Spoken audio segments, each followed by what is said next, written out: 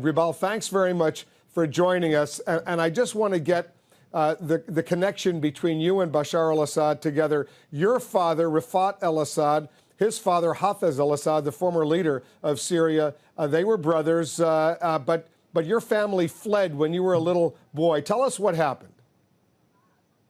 Yes, well, thank you very much for having me. Actually, from what I remember, of course, is that my father had to leave Syria because there was a lot of argument going on inside the Ba'ath Party, also between my father and the president.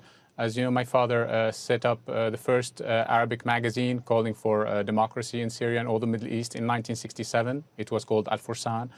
And he started, fighting against President Assad and his supporters in the Ba'ath Party. He won in the first, regional Congress.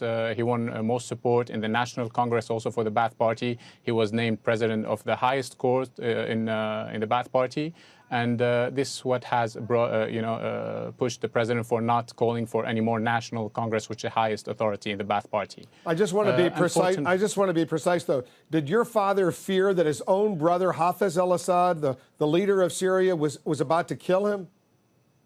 Yes, of course. They actually, former Defense Minister Mustafa Tlass has wrote about it in his book in 2002-2003, saying that there was a plot to assassinate my father, and actually, former Defense Minister Mustafa Tlass was supposed to head that plot by inviting my father to lunch and then arresting him, and if he would have, resisted, that they should have killed him. So you've had absolutely no connection with your first cousin, Bashar al-Assad, over all of these years. Is that right?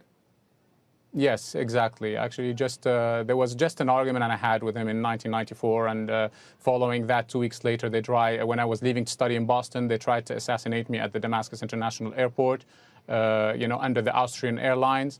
And, fortunately, my father came and my family, came with me to the airport. When the officers saw my father, this has stopped their plan. But I was arrested and then released a bit later when my father has called and threatened the president that, if I was not brought back home, that there would be consequences. And then next day, I fled to Boston. Do you believe he is ruthless enough to have ordered the use of chemical weapons, sarin gas, to kill all those civilians in Syria? Honestly, Wolf, I don't think at all. That's, a complete different issue. I think that, I don't think that someone, neither Bashar or I don't think that it's even in the regime's interest at that time precisely to have ordered such an attack, because, as you know, they were gaining, grounds in their attack in Damascus, in Homs, in other areas. Also, it happened just 3 days after the arrivals of the United Nations investigation team who arrived on Sunday night, and this happened on Wednesday.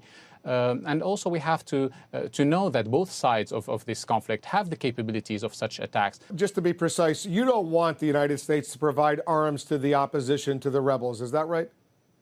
Yes, of course, I'm right, because we don't know who they are. We always have to look at who we are arming, who's on the other side. It's perfect that we want to get rid of this dictatorship. Of course, all of Syrians want that, from all, the communities in Syria, from all the minorities. But we want a genuine democracy. We don't want to replace a dictatorship with a theocracy. We don't want to see what went on in Iran over 30 years ago to happen in Syria. We don't want to see what went on in Egypt to happen in Syria. Obviously, your bottom line is you may despise the dictatorship, as you call it, in Damascus, led by your first cousin Bashar al-Assad, but you certainly don't trust the rebels, the opposition fighters who are trying to remove him. We're going to continue this conversation, Ribal. Thanks very much for joining us, Ribal Al-Assad.